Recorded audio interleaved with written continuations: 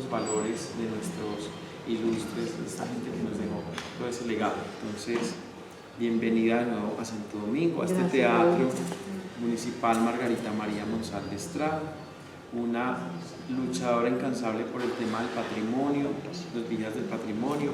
Acá está el hijo de ella, es nuestro comunicador, Juan Pablo. Y bueno, y adelante. Rico, y adelante. El hijo de Margarita Monsalve Estrada, Juan Pablo. Y su mamá sigue, Juan Pablo, su mamá sigue viva. No, ella falleció en el 2011. 2011. Sí, entonces en honor a ella se pusieron el Y nombre. ustedes tienen toda la papelería de los Monsalve aquí de Santo Domingo, ¿no? Porque los Monsalves fueron muy importantes en época de Carrasquilla. Monsalve Estrada, Los Estrada también. ¿Qué papelerías tienen? No tienen nada. No ve lo que hacen los hijos de uno. Tienes que los cría con mucho cariño. Ese es el resultado. Qué ingratitud, ¿no? ¿Y a usted ya sería nieto? Okay. ¿O hijo? Hijo. No nieto. Y el nombre se le dio al teatro, ella estaba todavía en vida. Entonces, Muy importante. sí, bastante. Exaltar esa labor. Entonces, el tema de Carrasquilla, ella también hacía las carrasquillazos, se encuentra en Medellín. Luchadora incansable por hacer visible toda esa cultura del patrimonio mexicano. Ahora sí. Bueno, buenas tardes. Buenas tardes. Gracias por estar acá. Siempre que a uno le plantean conversar en público, primero yo me asusto mucho. Creo que algunos dieron cuenta que me tomaron aguardiente para que no temblara, así que no voy a temblar por hoy. Segundo, uno no sabe quién lo está oyendo, eso es más grave. No sabe qué saben, qué interés tienen en la obra del autor que a uno le proponen hablar sobre él. No sabe bien con quién está trabajando, quién amaneció de mal genio porque la noche anterior por cualquier motivo no le fue bien, o quién está demasiado contento para oír cosas académicas. Se mete uno en la vida de los demás y a mí eso siempre me ha dado como cierta angustia y por eso casi nunca acepto dar charlas. Y bueno, digo, bueno, entonces un conversatorio, lo difícil es que conversemos, porque la gente viene a escuchar más que a conversar. Sin embargo, yo traigo la trampa para el examen, pero si quieren conversar de alguna otra cosa, yo les voy a decir cuál sería el tema que preparé, pero si alguien está interesada en otro aspecto de Tomás Carrasquilla y quieren poner la conversación, bienvenido sea. Yo no tengo que ser la directora de la orquesta, soy mala música en ese sentido. Mi propuesta es esta.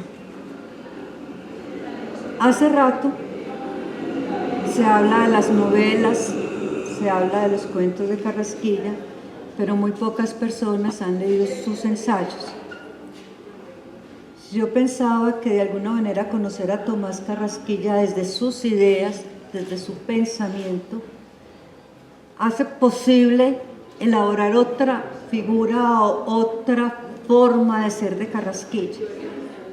Yo he ido muchas veces a charlas sobre Carrasquilla en la que dicen que es un godo conservador y si el que da la charla es un antioqueño, más énfasis hace en el godo del conservador, el insoportable, etcétera, etcétera. No le fue mejor en vida a Carrasquilla con los antioqueños tampoco, también lo trataron mal. Solo que uno se muere y se vuelve héroe. A todos nosotros nos falta esa heroicidad de la muerte. Pero los ensayos de Carrasquilla hablan mucho de su obra y me parece muy importante pensar el Carrasquilla que en mi opinión es un hombre absolutamente liberal, liberal no de partido, liberal de pensamiento, liberal de amplitud de ideas, liberal de capacidad para ser generoso al mismo tiempo que amable con los demás. Hay algo que para Carrasquilla es esencial y es disfruten. El disfrute es la mejor manera de rendirle oblaciones a la religión. Dios no quiere, dice en el primer párrafo, de tonterías, porque de tonterías vamos a hablar de hecho, y así se llama el ensayo principal en este caso. No se trata, este no es un valle de lágrimas, él se opone a esa idea. La única manera de ser verdaderamente cristianos es siendo divertidos, es disfrutar la vida, es la comodidad. Eso no es asunto de almas frívolas. Entonces tendríamos que ir un poco paso a paso a mirar el otro Carrasquilla, el que no es el godo, rezandero, etcétera, etcétera, sino un hombre muy liberal. Entonces mi propuesta es, número 1, según mi esquema, cantidad de obra. En mi opinión, la obra de Tomás Carrasquilla es quizás el autor más prolífico de su época en Colombia. Además de 10 novelas, entre largas y cortas, y algunas muy largas como Hace tiempos, tiene 38 cuentos. Además de novelas y cuentos, tiene más de 100, yo conté 102, pero creo que son más, entre ensayos, crónicas, reseñas de libros, crítica literaria como las homilías. Tiene más de 100 obras. Entonces la obra de Carrasquilla puesta por las 150 obras, con todos los vaivenes. Hay algunos textos de crónica bastante repetitivos, en mi opinión flojos incluso, pero hay otros maravillosos. La lectura de esos ensayos permitiría pensar a Carrasquilla, porque además, ustedes saben esa historia de Nietzsche. Nietzsche tiene en Zaratustra un aforismo, no lo voy a repetir porque además no me acuerdo, pero tiene un aforismo y dice, toda la explicación de ese aforismo es una obra completa que es la genealogía de la moral. Aquí pasa un poco lo mismo, en ese texto de tonterías, cada una de las virtudes y de los vicios que aparecen allí los pone en obra en sus novelas, y eso casi nunca se ha visto, y yo quiero llamar la atención sobre eso. Pedí 3 copias de ese ensayo, que son fragmentos de qué es la vanidad, qué es el orgullo, qué es el amor propio, etcétera, etcétera, para que ustedes lean, y yo les digo, ahora vayan a fulanito, el personaje de tal novela o de tal obra, para que vean cómo, de alguna manera, sin negar que Carrasquilla en la obra tiene todas las virtudes que ustedes quieran desde el punto de vista literario, pero yo no me voy a tener en los análisis literarios, no les voy a hablar ni del lenguaje, ni de que vea que eso de que a Carrasquilla no se le entiende porque habla puro montañero, que va, montañeros hablamos todos nosotros. Yo todavía no logro, a pesar de que trabajo mucho con el lenguaje, decir para, yo digo para tal cosa, no puedo evitarlo. Y Carrasquilla tiene una teoría muy clara y es, un hombre blanco no habla igual que un hombre negro, un esclavo no habla igual que un pobre, un rico no habla igual que un pobre, un campesino no habla igual que un hombre de ciudad. Entonces, nosotros nos acostumbramos a leer, por ejemplo, en la Literatura Universal, traducciones, y es muy extraño a veces que el personaje de esa traducción hable igual que el Dios supremo, ese Dios que hace de narrador, el Dios omnisciente que llama la literatura, que ese Dios, y habla igual el personaje, y uno dice, perdón, no está hablando el autor, está hablando otro. Carrasquilla como narrador, como Dios omnisciente, tiene un lenguaje absolutamente impecable, absolutamente bellísimo. Cuando le dieron el premio Vergara y Vergara, quienes le dieron el premio lo titularon el poeta de la prosa, que le daban el premio Vergara y Vergara por ser el poeta de la prosa. Eso es cierto, es perfecta. Pero obviamente cuando habla Francisquí, que es un personaje maravilloso, un esclavo que le sirve a un sinvergüenza, ustedes recuerdan a ese sinvergüenza que es de Salve Regina, que es de una belleza impresionante, y el sinvergüenza vive por allá en una finca haciendo maldades. Francisquí habla como un esclavo negro, y es bellísimo. ¿Que no lo puede entender? Claro que lo puedo entender. A la negra Bernabela, cuando habla la historia de Jonás, no es el que lo comió la ballena, de Job, eso, claro que lo entendemos, y es una dicha escuchar ese lenguaje de la campesina, de la negra Bernabela hablando de Job y cómo lo contaba el padre. Eso es placer, eso es diversión. Entonces, eso de que el lenguaje no es posible entender, no, es simplemente que necesita un poco más de esfuerzo, porque se nos olvidó cómo hablaban los esclavos o los negros. Pero nosotros vamos a Cartagena y a veces no le entendemos nada al costeño, y sobre todo cuando hablan rapidito.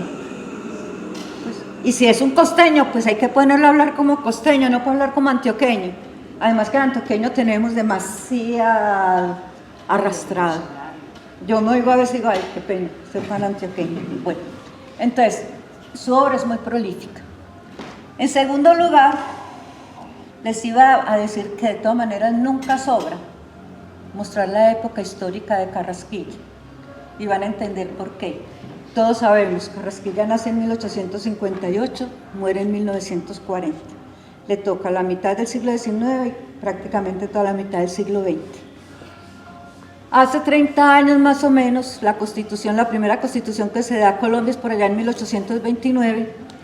Hace más o menos 30 años, Colombia se independizó y está peleando por formar república. Es que tenemos que ser una nación como las naciones del mundo, vamos a formar república. Nada fácil les quedó formar república. Todo el siglo XIX es de guerras y de violencia.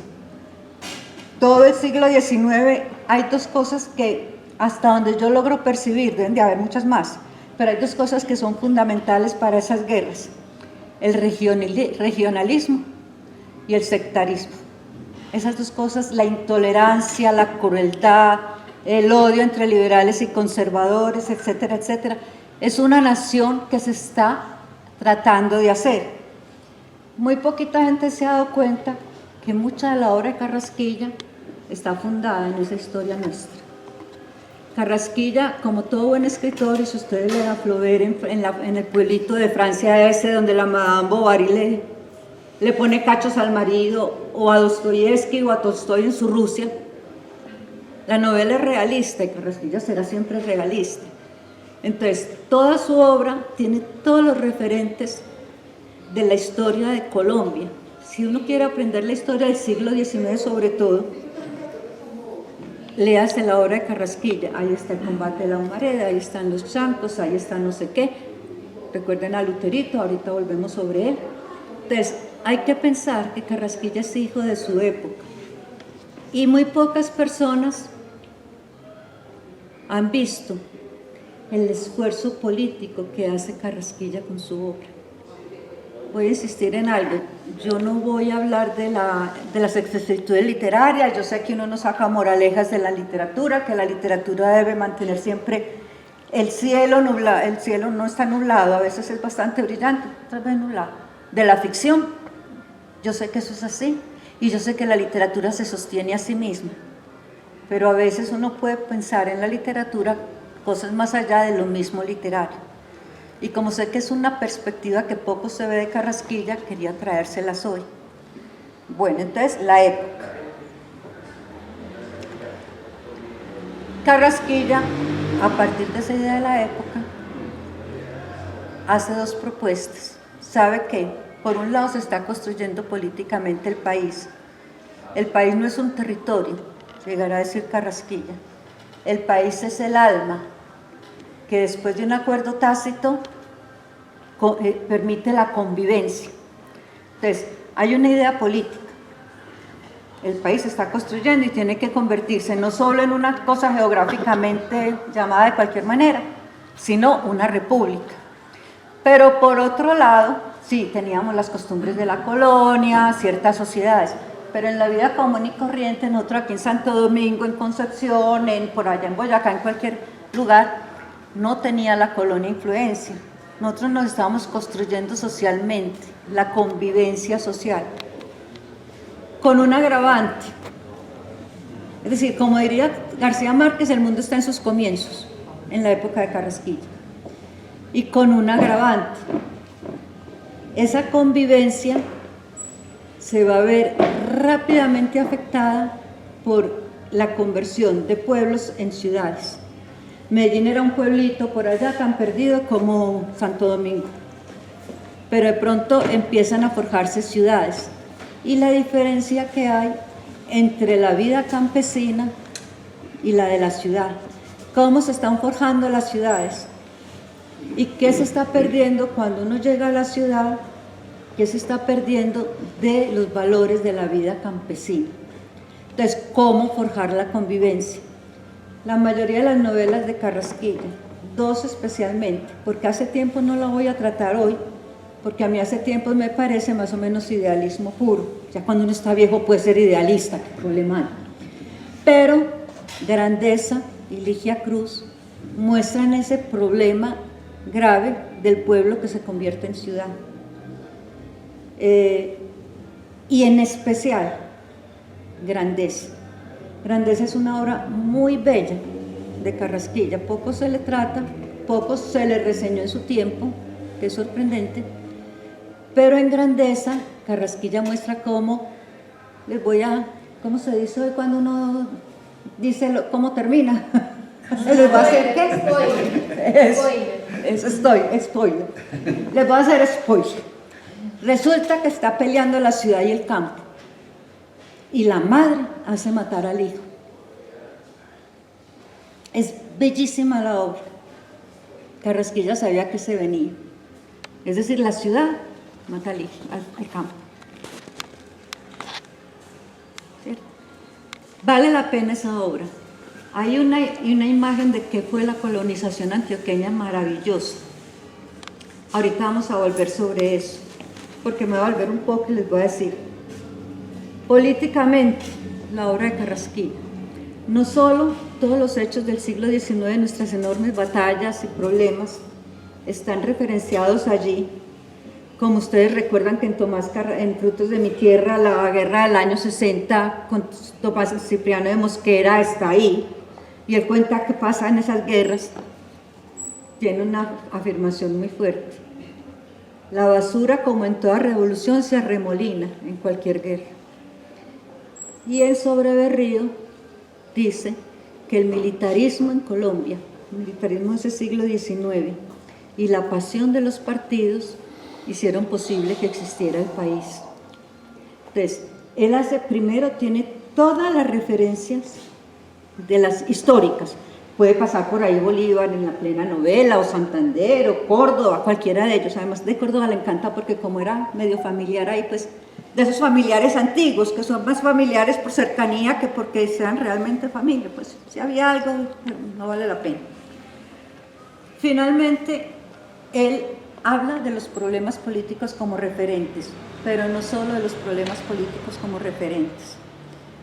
Yo quiero llamar la atención primero sobre esa historia de la guerra de los 60 que aparece muy claramente y los resultados de ella en Frutos de mi Tierra. Quiero llamar también la atención de Luterito, que lástima que le digan padre Casafús. Es que Luterito es muy buena imagen, es un Lutero, ya sabemos quién es Lutero, un Lutero pero de pueblo, un Luterito, creador de cismas. ¿No es cierto? En Luterito está muy claro la disputa entre conservadores y liberales. Insisto, no estoy dejando para nada la fuerza literaria de la obra, pero le estoy diciendo que también hay otra perspectiva, y allí nos expone todas las ideas del sectarismo que nos estaba pasando, la pelea de la iglesia con el laicismo, la iglesia como, bueno, yo tengo que defender mis fueros porque Mosquera es el Satán. En Antioquia se conoció a Mosquera, Tomás Cipriano de Mosquera como Satán, pero claro, echó a las monjas del convento, ahí aparecen Frutos de mi Tierra, y es verdad, ¿no es cierto? Echó a las monjas del convento y a los curas los extraditó, el uno se tuvo que ir para Ecuador, el otro salió para no sé dónde, y Luterito es a alguien que lo sacaron de la iglesia, que parecía como demasiado liberal, ¿no? Liberales y conservadores y los discursos de cada uno de ellos. Y la pelea que tenían, recuerde que Pío IX había sacado una encíclica en que decía el liberalismo es pecado. Eso no nos estaba pasando aquí en Colombia porque nosotros somos unos lugareños perdidos en el rincón del mundo, aunque tengamos 2 mares que no aprovechamos. No, eso le estaba pasando al mundo. El Papa no sacó esa encíclica por nosotros. Ni siquiera sabía que existía Colombia ese tiempo, yo creo que no sabía. Además porque Colombia amaba Nueva Granada o Estados Unidos de Colombia, después con Moscú. Él no tenía ni idea de que nosotros existíamos. Eso le estaba pasando al mundo. Creo que es uno de nuestros problemas, el provincianismo. Nosotros queremos que lo que nos pasa a nosotros. No, lo que nos pasa a nosotros le pasa al mundo, al mismo tiempo. Que los enfrentemos distinto puede ser, pero les pasa al mismo tiempo. nos pasa al mismo tiempo. Entonces, Luterito y Frutos de mi Tierra, para no hablar de muchas más referencias, están allí planteando el problema de las ideologías que nos estaban cruzando, de las peleas que teníamos, de cómo era posible construir la república si teníamos semejante división entre nosotros mismos, si nos estábamos matando una guerra tras otra, bien fueran las guerras generales del país o bien fueran las guerras regionales, porque es que puede ser que todo el país se enfrentara en una guerra, pero también puede suceder que Antioquia se declare en guerra con ella misma, no sé, o el Cauca también se declara en guerra por allá adentro, los otros no se meten, eran 9 estados, y puede ser que 3 estén prendidos y los otros 6 tranquilos. Hay guerras generales y guerras particulares, todas civiles. Aprendimos muy rápido, como decía el abanderado de Bolívar, de Nariño, muy rápido aprendimos la guerra y aprendimos la sangre, y después nos volvimos en maestros consumados en derramar la sangre de los demás. No estoy hablando del mundo contemporáneo, ¿no? Pues ustedes me entienden, estoy hablando de esas épocas. Segundo, además de todas estas referencias políticas en las novelas, hay una obra que yo les pido, un ensayo, para volver a los ensayos, que yo les pido que lean con mucho cuidado porque ha sido bastante denigrado. El ensayo se hizo con ocasión, le pidieron ese ensayo a Carrasquilla con ocasión del centenario del nacimiento de Pedro Justo Berrío. La mayoría, como Pedro Justo Berrío lo llama el caballero de Cristo, la mayoría porque lo ven un godo recalcitrante, hablan mal de ese ensayo. Yo les pido que vuelvan sobre él, que lo lean con cuidado. Sí, un caballero de Cristo, todo lo conservador que se quiera, pero yo no sé en qué momento se convirtió en pecado mortal creer en Cristo y ser conservador. Yo no sé por qué es un pecado mortal por estos días. Tal vez porque ya no existe ese conservador respetuoso, sino los ultraderechos. Pero el conservatismo es como tal una idea diferente al liberalismo. Y se pueden oponer y pelear y discutir y conversar, pero no odiar. Aquí se odian. Ese texto, él muestra cómo la diferencia entre Tomás Cipriano de Mosquera y Pedro Justo Berrío. Y es maravillosa esa diferencia, porque a ambos los respetan. Y voy a hacer una analogía, pero que no va muy lejos de Carrasquilla. Respetan como se respeta al diablo y a Dios. Pedro Justo puede ser Dios y Mosquera puede ser el diablo. Pero él dice, es un hombre impresionante. Y respeta a ambos. Y dice, sí, es terrorífico, pero tiene la fascinación de lo terrible. Porque es que el mundo no se mueve solo por el bien. ¿Y sabe por qué no? Porque Cristo sí lo hizo todo bien hecho, pero es que a los humanos sí se equivocó de todo. Entre los humanos tiene que haber buenos y malos, no hay opción. No podemos hacer nada para remediarlo. La humanidad es terrible. Carrasquilla, se los digo de una vez, Carrasquilla es un escéptico profundo.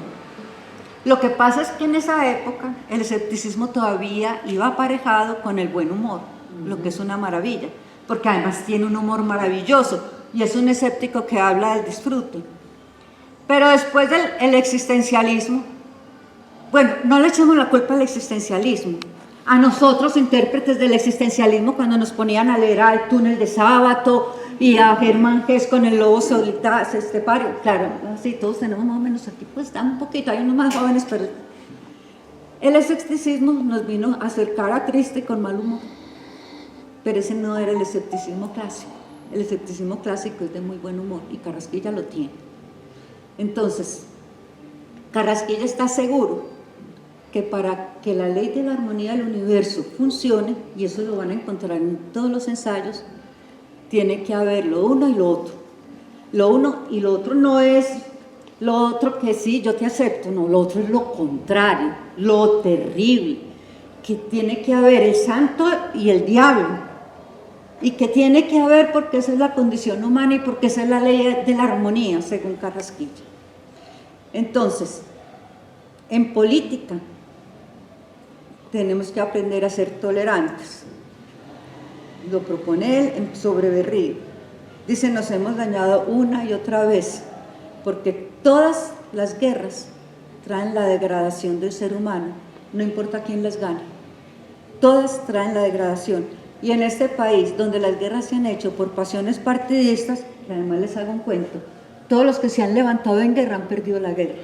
En Colombia, ninguno en el siglo XIX no hubo sino una guerra que se ganó, la del 76, guerra religiosa, la peor de todas las guerras, dice Carrasquilla, la de Luterito, exactamente. Pero de resto, todas las guerras civiles colombianas se perdieron, todas, ninguna se ha ganado hasta hoy. Bueno, pues no ha tumbado el gobierno de turno, el gobierno gana. Entonces, él dice, el militarismo de Colombia, el militarismo que ha traído la degradación humana y la pasión partidista no ha permitido construir país. Lo dice por esa época. Incluso pues yo aquí tengo la noción de patria. A ver, el regionalismo, el bipartidismo ha borrado la noción de patria por las pasiones de partido y las influencias corruptoras de la guerra. Eso es sobre Berrío. Allí está toda una explicación del regionalismo, cómo muchos conservadores que han ganado la guerra en Antioquia, porque es que esa es la ventaja, ahí están conservadores y liberales, y la ventaja es que muchos que han ganado la guerra le dicen a Berrío, ¿cómo nos vamos a meter en Antioquia después de ganar la guerra? Tenemos 9 estados enemigos, incluso Carrasquilla dice caníbales. Tenemos 9 estados, estamos rodeados de estados enemigos, vamos contra ellos porque tenemos muy buen ejército, porque es el momento, porque ya ganamos. Berrío dice no. Pero cuando le dicen eso, lo que hace Carrasquilla es mostrar muy bien las leguleyadas del bipartidismo. Entonces, yo les cuento que si quieren pensar políticamente, vayan más despacio. Y no porque ponga por el cielo a Pedro Justo Berrío y en el infierno Mosquera, el ensayo no es como debe ser. Mosquera quiso ser dictador. Y hay por Santos Acosta, pues que fue y lo tumbó. Una vez más lo tumbaron. También tenemos tumbadas enormes. Bueno, eso desde el punto de vista político. Carrasquilla busca en varias de sus obras desentrañar ese problema político que nos está pasando. Y recuerden cómo muere Luterito, ¿no es cierto? Milagros, que es un personaje maravilloso, Milagros se va para donde el arzobispo y le dice, no, a ver, pues levánteme la condena de Luterito, no me jodan. Entonces el arzobispo le dice, pero mujer, no, nada, firme aquí, mire, firme aquí, firma. Y ella se va contenta porque ya levantaron la condena de Luterito. Pero Luterito, que es un orgulloso aquí a la China, es Lutero, pues chiquito, que es un orgulloso aquí a la China, no ha querido comer, pero ya llegó tal el desespero de no comer. Ah, muchas gracias. Creo que sí. Entonces Luterito, que ha dejado de comer pues por orgullo, esas carajadas que hace la gente. De pronto se le aparece una muy buena comida y se la come toda. Otra vez estoy haciendo spoiler. Entonces llega Milagros y desde el alto dice, un campesino le dice, no, Luterito se murió. Dijo, claro, explotó con la comida. ¿Cierto? Nada que hacer. El goloso muere por su propio orgullo. Es una maravilla, porque le están reservadas las llamas del infierno, obviamente, claro. Bueno, eso es una maravilla y vale la pena. Eso con respecto a la educación política del país, que la está denunciando una y mil veces sin saber muy bien qué puede hacerse. Por lo menos una idea sí está siempre en la obra de Carrasquilla. Tolerémonos, dejemos de odiarnos los unos a los otros. Pero también, y ahí vuelvo a los ensayos, la educación del colectivo para ser sociales. Es sorprendente en los ensayos todo el trabajo que le dedica a la sociabilidad. Y en las novelas, obviamente, pues enseguida miramos. tonterías que quien quiera leer, me lee pedazos y yo le digo a qué personaje se asemeja. Tonterías es mostrar cómo construir la sociabilidad con valores extraños. Por ejemplo, pone por los aires la vanidad, el orgullo, la soberbia, que es esa carajada. ¿Quién puede ser soberbio? Ni siquiera el diablo. ¿No se han dado cuenta que nosotros lo pintamos con cachos y con cola? Ni siquiera creemos en la soberbia del diablo, dice él. Entonces, una serie de valores de cómo ser sociable con los demás. El entronque con la política es inmediato. Si yo aprendo a ser sociable, aprendo a manejar distinto el país y la política. Es finalmente la propuesta de Carrasquilla. Se mete con muchos temas, aquí no los vamos a tratar, pero porque está en la época, imagínense que se mete con los toros. 1914. Y la gente se está preguntando si se debe seguir haciendo corridas o que no hagamos más corridas. Y nosotros nos creemos muy contemporáneos. Desde 1914 están peleando con eso. Y él pone su grano de arena, ¿no es cierto? Muy bien. Se mete con el cine, esas imágenes voladoras las llama. ¿Cómo hacer que la gente va a decir que el cine va a destruir la lectura? No, que va a destruir nada. Eso es como si Picasso, la obra de Picasso, fuera destruida por una reproducción que haga cualquier artista tonto de él, una artesanía. Eso, no se preocupen, no pasa nada, cada cosa en su valor y en su belleza. Pero, ¿cómo queremos el cine? Entonces se pregunta si el cine puede ser más bien un factor pedagógico importante. Se mete con los autos, también están llegando carros por esa época, insisto, estamos en aquella época. ¿Qué va a pasar con las ciudades cuando todo esto se convierte en algo común y lleno de autos? ¿No es cierto? Resulta que el gobierno decidió ponerle impuesto a los cigarrillos. Ahora se ha visto estupidez mayor que ponerle impuestos a los cigarrillos. Si es que los cigarrillos, vea, estoy muy triste y no me entra la comida, pero poniendo un cigarrillo y es un placer. ¿Cómo se le ocurre? Además, ¿quién fuma? Fuma el pueblo. Todos recordamos, bueno, yo recuerdo chiquita que una señora que trabajaba en mi casa chupaba, tenía el cigarrillo con la candela dentro de la boca. ¿Cierto? Tabaco. Era típico. Entonces, finalmente, el cigarrillo es el placer de los pobres, ¿por qué lo van a quitar? Y además ustedes se han dado cuenta que la llama, el fuego, es lo que hace la civilización humana. Y el humo es el que representa todas las cosas que la vida se va llevando, que nos enseña a aprender que todo es efímero. Y nos lo van a quitar, y nos lo ponen caro. Bueno, nos tocará aguantar hambre, pero el cigarrillo no lo abandonamos. Él era un fumador empedernido. Una y otra vez está hablando de cosas que hoy nos atañen todavía, que hoy nos atañen. Cuando habla de la educación, en algún texto que creo que es de la sencillez en la ciencia, que es una maravilla de texto, dice que la pedagogía es alumbrar con claridades y algo con el misterio. Digo, es que tampoco me lo sé todo de memoria. Entusiasmar con las claridades y atraer con el misterio. Y no lo dice en la educación, en la sencillez, sino en humo también. Entonces, él dice, la mejor manera de educar al sabio es educarle la bobada. Qué tan horrible sería que un sabio siempre estuviera serio, por allá caminando entre las nubes, pensando en las cosas terribles, en lo grande. Se aleja del mundo, se aleja de la realidad, se aleja de la otra gente. Y nosotros que somos más pequeños, que al mirar para arriba siempre sentimos rabia y odio porque ese está muy alto y yo estoy bajito, no lo vamos a querer. Entonces, por favor, que haga bobadas también es sabio. No hay que cultivar demasiado la inteligencia, dice Carrasquilla. Es una opción. Eso desde el punto de vista de la educación.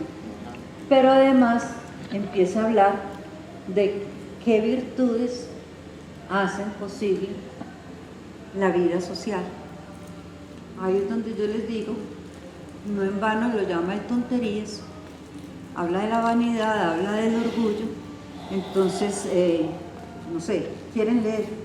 Pues porque para qué uno va a parafrasear a Carrasquilla si lo tiene ahí a mano. ¿Cierto?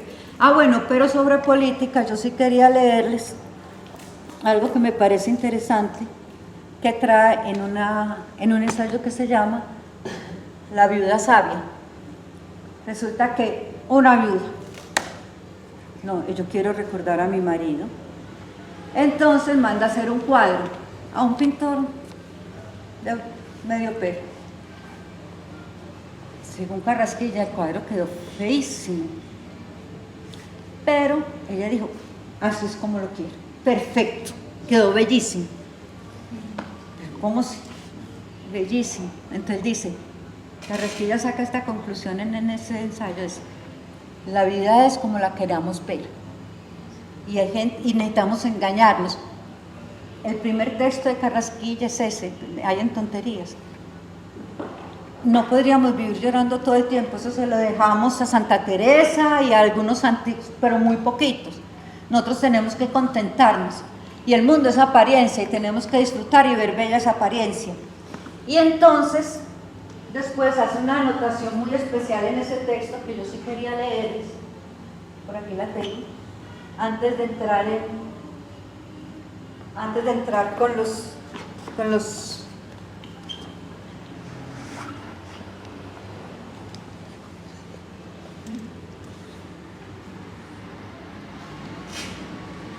Lo cierto es, después de hablar de que sí, que hay que fingir, que nos podemos engañar, y la gente le dice, estoy diciendo puras bobadas, se dice el mismo. Dice, pues puede que sí, pero lo estoy disfrutando. Entonces dice, lo cierto es que al tal intelecto le caen a menudo cucarachas y gusarapos muy traviesos y falaces. Es lo lindo, o lo horrido del caso, que el mismo intelecto, en vez de extirparlas, de arrojarlas a las tinieblas exteriores, de ponerlas siquiera en tela de juicio, acoge todas estas musarañas, las ajonjea y las mima, las reviste con sus más ricos arrequives y acaba por cifrar en ellas el secreto de su pujanza. En efecto, error que caiga en cabeza inteligente, ahí se queda condenado en ese infierno. Como es la facultad máxima del hombre, como dispone de 1000 recursos, de 1000 sortilegios y embrujamientos, logra que sea una verdad como un templo lo que otros tienen por un error de tontos. Y aquí de su poderío, al persuadirse de que eso es verdad, de que la idea que le haya caído en él es verdad, puesto que así lo quiere, se la hace amar, se la hace creer a los demás, obligándolos a que la publiquen por calles y plazas como la buena nueva. La fe es más contagiosa que el cólera. Todo apóstol es un semillero de microbios, y todo ser humano, como lo apuntamos en antes, está predispuesto al contagio. Yo leo un texto como este, mutatis mutandis, como decían antiguamente, yo no hay todavía, y creo que es lo único que sé de latino, si es que soy latino. Yo aquí puedo ver, por ejemplo, todo lo que pasó con Hitler en el fascismo. No había Hitler por esta época, claro. Puede ser, ¿cómo me llama eso cuando uno está en el tiempo que no es? Un anacronismo. Pero yo lo veo, yo veo esto de que las ideas generales son contagiosas. Yo veo eso de que la fe contagia más que el cólera.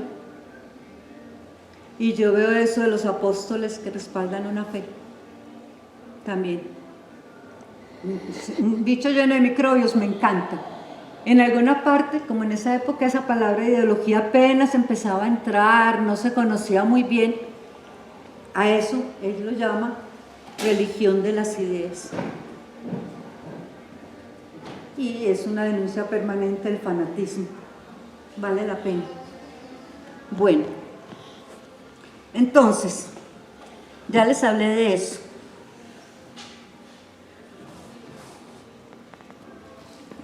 educar la comprensión, el intelecto y el afecto. Esa es la idea de Carrasquilla.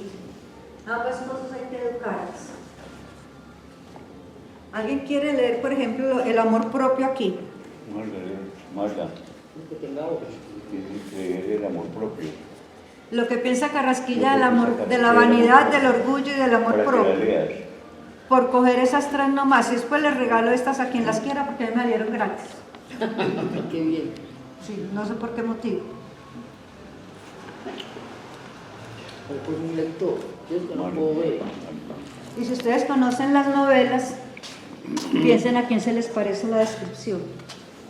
Por ejemplo.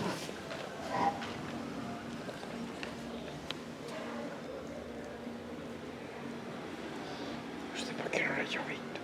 ¿Cómo usted está claro? Creo que no está muy clara la fotocopia. Este hasta que termine. Este lado no da. Si no puedo voltear la página. ¿Esta parte aquí? Esta parte y ya volteando la página, sí. Si ustedes conocen las novelas, piensen en personajes. Entonces, este es el aforismo y allá está en acción el personaje en la novela. Hay una pasioncilla tan sutil e insidiosa que se apodera de las almas sin que ellas mismas se lo percaten. Ni nobles corazones, ni espíritus levantados se le escapan. Una vez en sus dominios, no la derrocan ni propósitos, ni exorcismos, ni flagelos. Hay pasiones que, en medio de su mismo frenesí, escuchan siquiera por instantes la voz de la razón. Está aquí. Aquí estoy, mira, la voz No, al de otro lado. de la razón. Eso de la razón.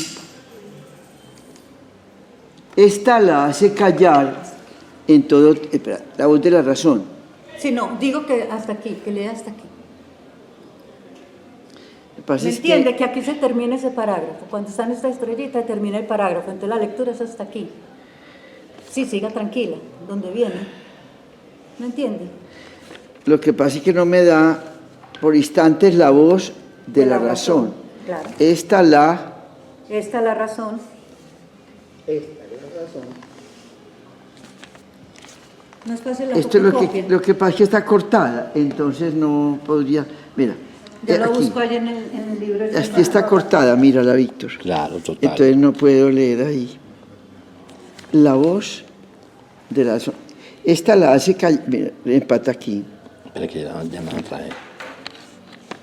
La voz. Si quieres la leo del libro. Sí, Ahí estamos vean aquí. más seguros. Va de aquí hasta las otras estrellitas.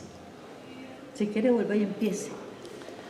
Hay una pasioncilla tan sutil e insidiosa que se apodera de las almas sin que ellas mismas se la percaten. Ni nobles corazones, ni espíritus levantados se le escapan. Una vez en sus dominios, no la derrocan ni propósitos, ni exorcismos, ni flagelos. Hay pasiones que, en medio de su mismo frenesí, escuchan siquiera por instantes la voz de la razón. Esta la hace callar en todo tiempo. Dijérase que la infunde una mudez irreductible. Es tan ciega, tan falaz, tan poderosa, que tuerce la conciencia del poseso hasta hacerle creer que es ella, virtud excelsa en que se adunan dignidad, delicadeza, apreciativa, independencia de espíritu, qué sé yo. En su epopeya no hay sangre, ni fango, ni perversiones. Sus héroes no son malvados, ni viciosos, ni siquiera pillastres. Si en algo pecan, sus pecados no se harán de los reservados a pontífices. Y aquí porque impera a menudo en personas que figuran por muy buenas y corrientes, y como obra siempre en el radio de lo común e insignificante, y como ella propia impide que se le reconozca y no ocasiona remordimientos que conduzcan a la enmienda. Tanto domina que ella viene a ser la clave la característica de sus víctimas. Así y todo, no es pasión que produzca ningún deleite, al contrario, produce desabrimiento, malestar, encono, rabia sorda, envidia latente y entrañable. Quien de ella adolece ve en todo desaires, hostilidades, ofensas. En la familia se le teme porque a cualquier palabra, a cualquier gesto se desencaja y se sulfura. Sus amigos le duran una luna. Sus amigos le duran una luna. Riñe con los unos porque cree que lo dominan o lo favorecen. Y con los otros porque se le figura que no lo estiman en lo que vale. Con estos porque le ofenden y con aquellos porque le contradicen. Amabilidad en el trato social nunca la tuvo. Cree que con ella concede lo que no debe o que adula. El mérito ajeno lo ofusca. Cree que le quita algo del propio y no sabe cómo rebajarlo o negarlo por completo. Toda figura que brilla a su lado es su enemigo. Toda figura que brilla a su lado es su enemigo. Su enemigo, el que no opine o piense como él. Quiere que todo refleje su personalidad y lleve su marca de fábrica. Su apreciativa sobre personas, obras y acciones ajenas son una diatriba, un desdén, un sarcasmo. En todo prójimo solo ve sus defectos, nunca jamás sus buenas prendas. Él, en cambio, es siempre un ser cuasi perfecto, un personaje importante, significativo y necesario. En todo suceso magno desempeña siempre principalísimo papel. Si es guerra, él ha ayudado a forjarla. Si paz, él la ha iniciado. Si obra, él la inspiró. Si catástrofe, él la produjo, la predijo. Si trata de derechos, él los tiene todos. Si de partija, habrá de tocarle la mejor o hay pelea. Y finaliza. El sentido de justicia, de equidad, de crítica y hasta de unión no existen para él. No existe la tolerancia y mucho menos la generosidad. Hasta a las mismas tramoyas de la vanidad se opone en ocasiones que el vanidoso, para ser eficaz, habrá de ser afable y lisonjero. El vanidoso, para ser eficaz, habrá de ser afable y lisonjero. Es una pasión tan loca, tan vendada, tan exclusiva por uno mismo, que desprecia y rechaza todos los afectos más legítimos. Por eso se le llama con tanta filosofía el amor propio. Por desgracia o por fortuna, cual más, cual menos, todos padecemos del alifafe. ¿Qué será alifafe? Del demonio pequeño, de la enfermedad en definitiva. Ay, pero tú sabes mucho. Muchos años estudiando, don Tomás. Más de 10 años, sí. ¿Y cuándo te podemos preguntar cositas o Ya, no se puede? Ahorita. No, espera, termina, mi amor, para que después le pueda preguntar. No, más, no, ella porque me si dice no, que hasta aquí. Nos quedamos sin ti. No, mi amor, ella me dice No, que, es así, no, ella. que hasta aquí lo lee. Bueno, conocen frutos de mi tierra. ¿Recuerdan a Agustina Alzate? Pero el que tal, ¿usted por qué me menciona a mí? Ana. ¿Recuerdan a Agustina Alzate? Oiga, Marga, Agustina, claro, ella la sabe de memoria. No, pero sigue. ¿Recuerda a Agustina Alzate con este texto? Claro que sí, Agustina Alzate. El Aunque maestro don Tomás y yo amamos a Nieves. El maestro Ese es nuestro Seferino personaje. Guadelete. Tal vez no lo han leído, está en Superhombre, que es un texto muy bueno. Recuerden que por esa época Nietzsche se estaba poniendo de moda. Y entonces a él lo critican en las herejías, que porque él no sabe mucho de Carniche, dice que no, F. Gómez y yo lo hemos leído como locos. Y escribe un texto que llama Superhombre, maravilloso. Dice que el superhombre puede ser cierto en las artes, pero no en la vida cotidiana. Y tiene un buen análisis en las homilías, un buen análisis de Nietzsche. Pero aquí está Agustín Alzate y está Seferino Guadalete de Superhombre. Si yo les leo la vanidad, que vemos nomás en grandeza,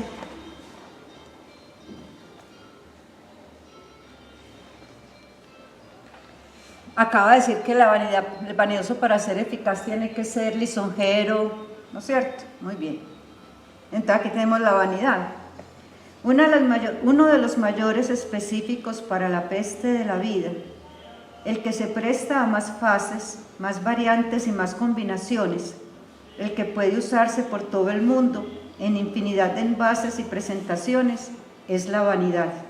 La vanidad, una cosa sin fondo, sin sustancia, que se sostiene en el aire, que se alimenta de sueños, que propiamente no es nada. Sí, Señor, la vanidad. Querrá decir entonces que la nada presta grandes, enormísimos servicios. Querrá decir que el hombre, a semejanza de su creador, saca de la nada, sino seres reales y efectivos, fantasmas y simulacros que lo consuelan en la vida. Cuando el mismo Supremo Hacedor puso esta levadura en este amasijo que llamó hombre, bien sabía que sin ella no le esponjaría el pan de sus satisfacciones y ufanías, que con ella no trascenderían tantas cosas y acciones que el mundo iluso habría de tener por grandes y por sublimes. El mundo cifra en la vanidad su mejor guía. Es la estrella que lo encamina hacia el Belén de sus anhelos, no a adorar precisamente al Dios recién nacido, sino a tocar gaita y pandereta con los pastores candorosos, porque el mundo, tan malicioso y pecador, lleva en medio de sus maldades y atrocidades un grano incorruptible de inocencia. Su misma vanidad lo prueba el jugar siempre a muñecas y a soldados en esta su infancia vitalicia. El mundo no admite en el tesoro de sus vanidades sino moneda de altísimo quilate.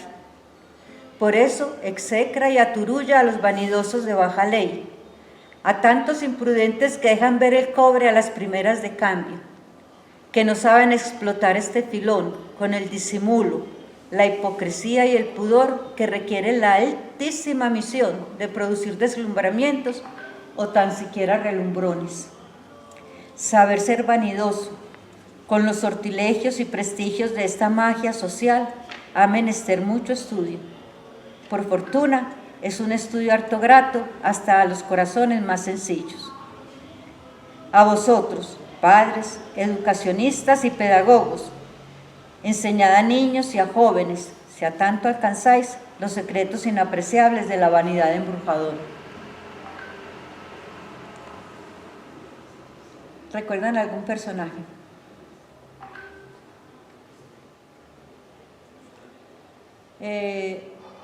Grandeza. Vayan donde dos personajes, José Joaquín Zamudio y Magdalena Zamudio. Esos dos personajes.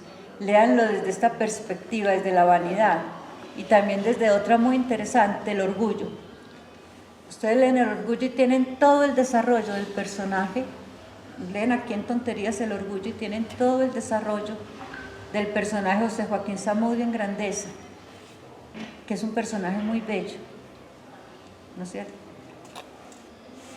Cada personaje que ustedes tienen, Luterito, el yoísmo, lo que él llama el yoísmo, que también se parece bastante al personaje de Frutos, Agustín Alzate.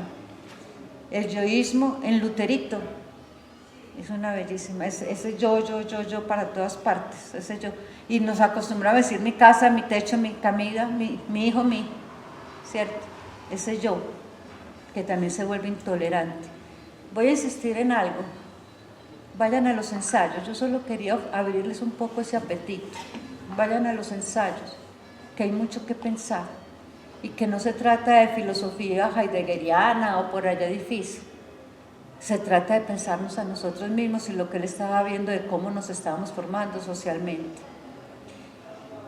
Y para terminar, yo les quiero leer un pequeño ensayo, página y media. Se llama Escobas, para que conozcan el alma de Carrasquilla. Porque creo que en casi ningún otro es tan preciso ese alma como en ese ensayo. Pero entonces aquí era donde estaba Escobas. Es rápido y es tal vez de lo más bello que escribió Carrasquilla. Y quiero dárselos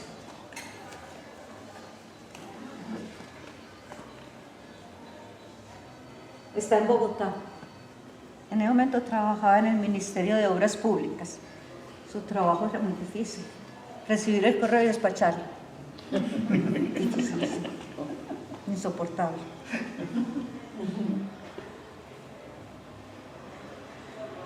Se llama Escobas. Solo 2 hombres han quedado en el que fuera claustro de frailes. En el claustro de San Francisco tenían las oficinas del gobierno en ese momento. Abajo, un mozo que barre de mala gana. Arriba, un viejo que intenta barrer y que no puede. Son las 12 de un día esplendente. El estruendo de la calle, disminuido a esta hora en que la gente busca sus yantares, se apaga en las paredes del monástico edificio. Adentro reina la calma y solo turba el efímero silencio el ruido de la escoba. Aire de misterio y de beatitud se difunde por el recinto. Parece que vagaran por las crujías las sombras venerandas de los frailes. ¿Acaso hayan dejado en ese ambiente, donde moraron tantos años, algún efluvio psíquico que llegue hasta nosotros? Tal vez emanaciones de corazones torturados de nostalgia del eterno bien, tal vez de raptos del amor divino, de ensueños de santidad o de aventuranzas inefables, tal vez de luchas con tremendas tentaciones, de avideces en la piedad, de vacilaciones en la fe. ¿Y por qué no de las tormentas de una conciencia culpable? ¿Por qué no de la atonía de un alma muerta? Hombres eran esos padres dominicos, y la infinita gama entre el cielo y el infierno en lo humano cabe y en lo humano se comprende. ¿Quién sabe cuántos elegidos poblarían estos lugares? ¿Quién sabe cuántos diablos? Toda vida interior es un arcano. La epopeya de las almas no se escribe y Dios no quiere ser Homero. De tantos seres como le buscaron o aparentaron buscarle en esta mansión de paz, no habrá de quedarnos nada. No dejarán un ápice tan solo los espíritus de los que ya no existen en la tierra. Algo que llegue a los vivos por los sentidos o por las potencias, ni por las sutilezas del oído, ni por las intuiciones del olfato, ni por los vuelos ultraterrestres de la inteligencia, ni por esa clarividencia misteriosa de los afectos mutuos y profundos. El barrendero prosigue en su faena. El ábside exterior de la iglesia conventual acentúa y complica, a la gloria del sol meridiano, sus esquinazos de sillería, sus machones medio roídos por las aristas y las piedras y el ladrillo de sus muros sin revoque. La cúpula de cobre, que el tiempo ha pintado con los grises de su paleta, perfila la cruz negra en la limpidez del firmamento. En los hospitalarios agujales, donde cloaja sus nocturnos la lechuza y esconden las golondrinas sus amores, no se oye ni el roce de unas alas, ni se ve el desprenderse de una pluma. Reza ahora el silencio, un memento de los guzmanitas que allí fueron. Estamos donde otra vez Santo Domingo de Guzmán, ¿cierto? A Carrasquilla le olvida, pero se lo perdonamos, que es uno de los creadores de la Inquisición. Monserrate, entre tanto, asoma su cabeza glorificada por el milagro. Después, el cielo, el abismo azul, diáfano, radiante. El mozo sigue barriendo. Amontona la hierba retostada de la reciente limpia, las ramas ya sin vida de la reciente poda. Bosteza, suspira, tan atediado, tan triste. Tal vez una añoranza le atormente. ¿Acaso tenga hambre? ¿Acaso la tengan sus hijitos? El viejo lo observa desde arriba un solo instante, uno solo.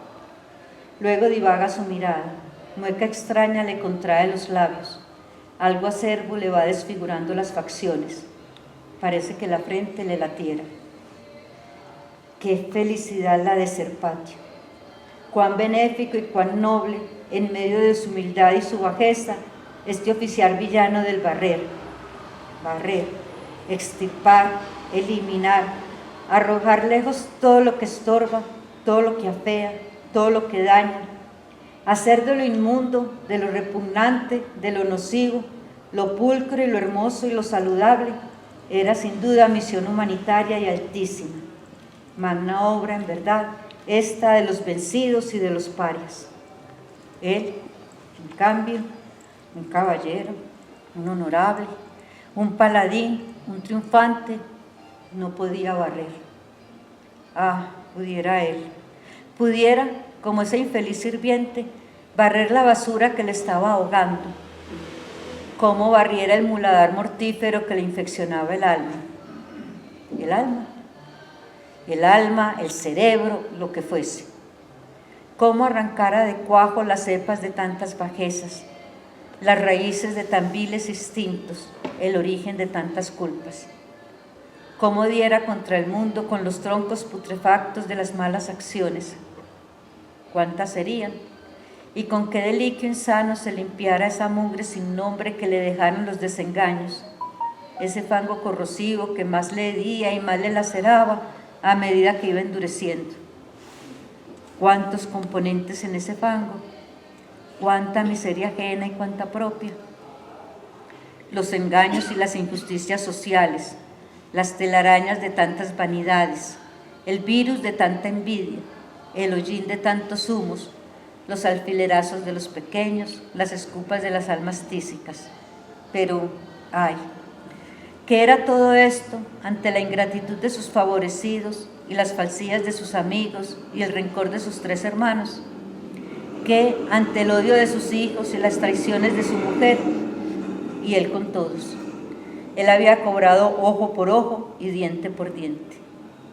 Y ya que fuera dable barrer tanta ignominia, ¿dónde y cómo sepultar el cadáver descompuesto de su fe?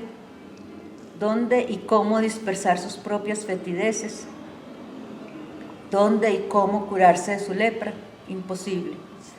No creía, como tantos inocentes, en fuentes purificadoras ni en gracias santificantes. No podía creerlo ni hacía falta. Lo suyo era ineludible, fatal. Él y Lady Macbeth sentirían más viva la mancha cruenta cuanto más se la estregase. ¿Y qué? Ya vendría la grande escoba, la que todo lo barría, la que todo lo lustraba, la que hacía el sempiterno aseo en el patio de la vida, esa que, en su tarea de limpiar el mundo, arrambla lo nuevo entre lo viejo, lo útil entre lo inservible, entre la hojarasca el capullo de lirio, entre las arenas la perla. Saca el barrendero la basura, el carro la recibe, los burócratas entran, brilla el patio en la transfiguración de su limpieza, sonríen las flores, orgullosas de sus matices, desvanecidas con sus perfumes, y el viejo, sumido en sus miserias, asqueado con sus propias fetideces, ansiando por la escoba soberana, se desvanece en la balumba de la gente de la calle, como una larva entre la sombra. Ojo, este es muy duro, pero como yo sé que uno prefiere los alegres, les traje este, para que vean la excelencia de la escritura de Carrasquilla. El poeta de la prosa. Otros muy alegres, como el de la vida sabia que les contaba ahorita. Engáñese todo lo que pueda, y tiene uno que llama Sursum Corda, arriba el corazón, a un hombre que anda quejándose, que qué desengaños, que me están tratando mal, que me están haciendo trampa. No sea, hoy dirían los muchachos, no sea huevón, haga trampa usted también, porque cuando uno juega con fulleros, pues hace también trampa. Es muy bueno también. Creo que le está dedicado a Tomás Márquez, que tuvo un problema, se iba a casar, y los chismes bogotanos, pues esa es mi hipótesis, hasta ahí en el libro. Los bogotanos, los chismosos bogotanos le dañaron el matrimonio, las chismosas bogotanas, a decir verdad. Le dañaron el matrimonio y él se está quejando y parece que vivió muchos días muy maluco, hasta que, de hecho, Carrasquilla se dedicaba a un luchador en su derrota o algo así, no me acuerdo exactamente a quién está dedicado, pero es algo así, cada un luchador en su cansancio, pero que es la cosa, no derrota y no cansancio.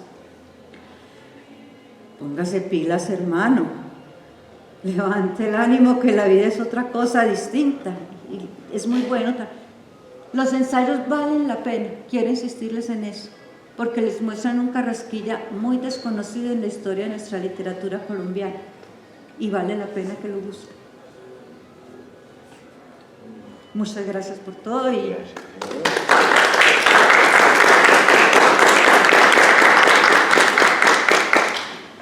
Margarita, la pregunta se aceptan sí las preguntas. Ahora sí, Margarita, que el espacio de preguntas. Bueno, yo quiero primero agradecerle a doña Leticia Bernal por aceptar esta invitación, una invitación que para nosotros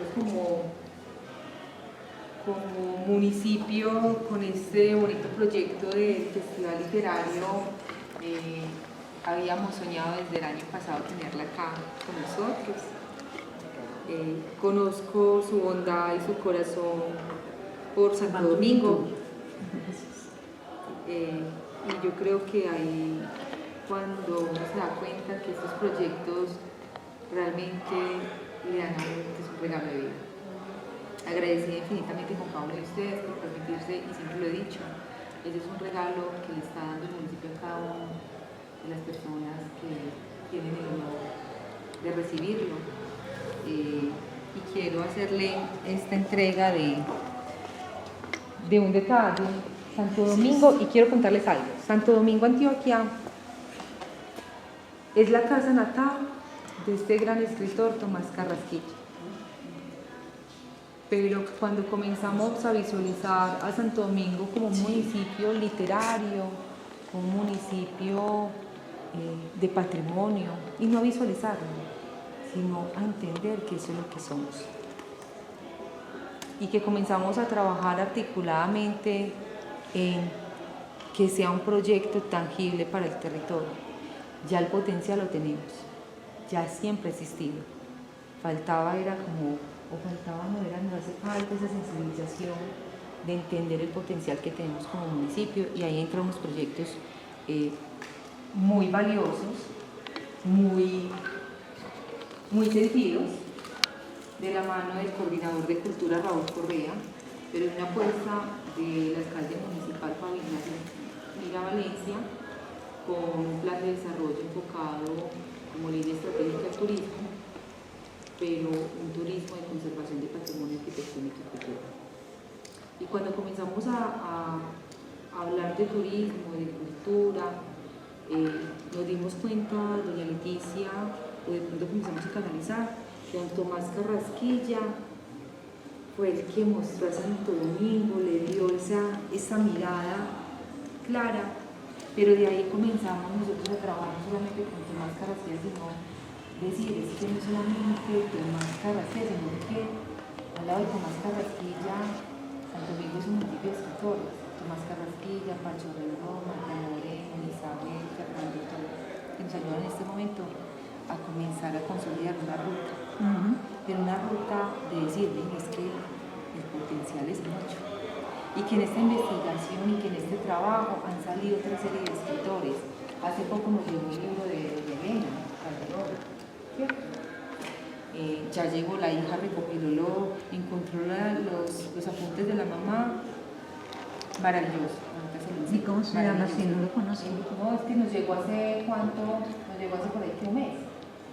Ahora se lo muestro. Pero mire tan maravilloso ahora, entonces cada vez son más escritores, más personas desde el territorio que me dicen, bueno, es que estamos en un lugar privilegiado, ¿cierto?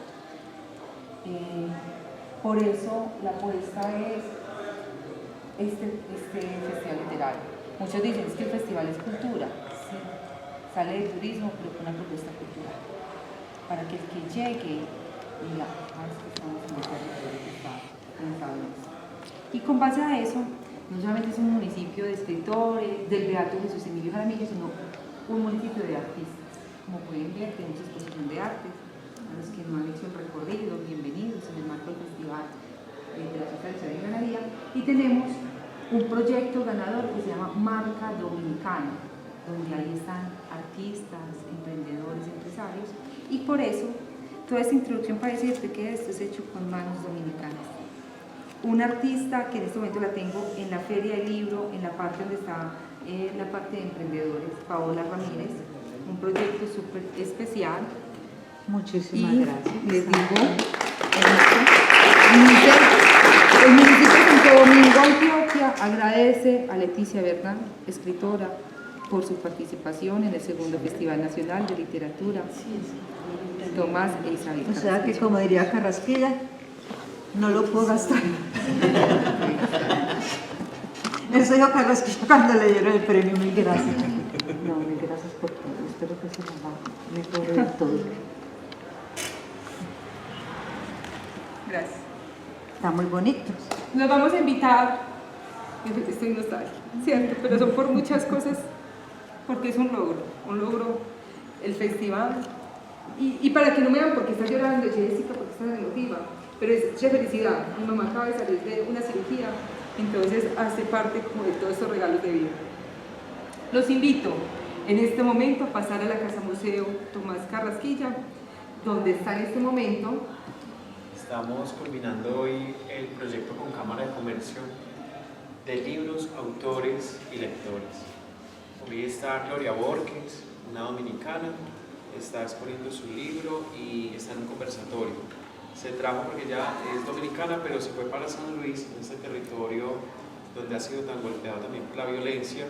Ella es psicóloga clínica y allá creó una cocoroteca que es enfocada en las pertenencias de las víctimas y que tienen una historia. Entonces hoy nos están visitando también del municipio de San Luis, un grupo de personas, más o menos 35 personas, y bueno, allí están en este momento también cordialmente invitados. Y seguidamente seguimos con Víctor Bustamante, escritor invitado sí, en la Casa Museo Tomás Carrasquilla a las 5 de la tarde y luego 7 de la noche acá en el Teatro Municipal, el cuento La Mata y otros cuentos de J. Villaz. Y la noche no termina. Porque a las 8 de la noche, 8:30 de la noche aproximadamente, estamos en la calle La Poesía con un artista que, pero un artista que se ha robado el corazón de Santo Domingo, un ser que recarga energía. Acá tenemos John Alexander Ramírez, poeta, cantautor pacoreño. Bienvenido a Santo Domingo y Antioquia. Y ya, y brevemente, mañana comenzamos conversatorios con Jaime Zapata, Sundiata, y terminamos con el monólogo En la diestra de Dios Padre, del maestro Jorge Wall. Les cuento que Jorge Wall también acompañó el grupo de teatro Tomás Carrasquilla cuando fue a Estados Unidos en el año 2012. En el año 2012 para promocionar o gestionar los dineros para la restauración de la casa Tomás Carrasquilla, que se presentó San Antoñito en el Boulevard de Queens, en el marco del Festival Internacional de las Flores, en la Gran Manzana, y también don Jorge Wall presentó su monólogo. Ay, qué bonito. Entonces fue una experiencia. Y lo más importante de esa experiencia fue que cuando estuvimos, porque tuve realmente el honor de estar allá acompañando este gran evento, se consiguieron los recursos para la restauración de la Casa Museo Tomás Carrasquilla. Entonces mira que fue conexión para lograr que hoy estemos acá. Y él dejó el glosario también, y allá está en el museo el libro del resumen de él, porque es el monólogo, o sea, todos los personajes sin perder ni un punto ni una coma, y se sienten las voces diferentes. Es un ejercicio que hay que oír. Y el glosario nos lo van a regalar mañana. Maravilloso.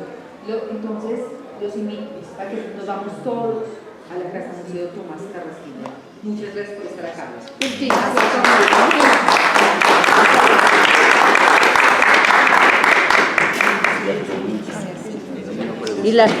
Leticia, te iban a hacer una pregunta, ¿no?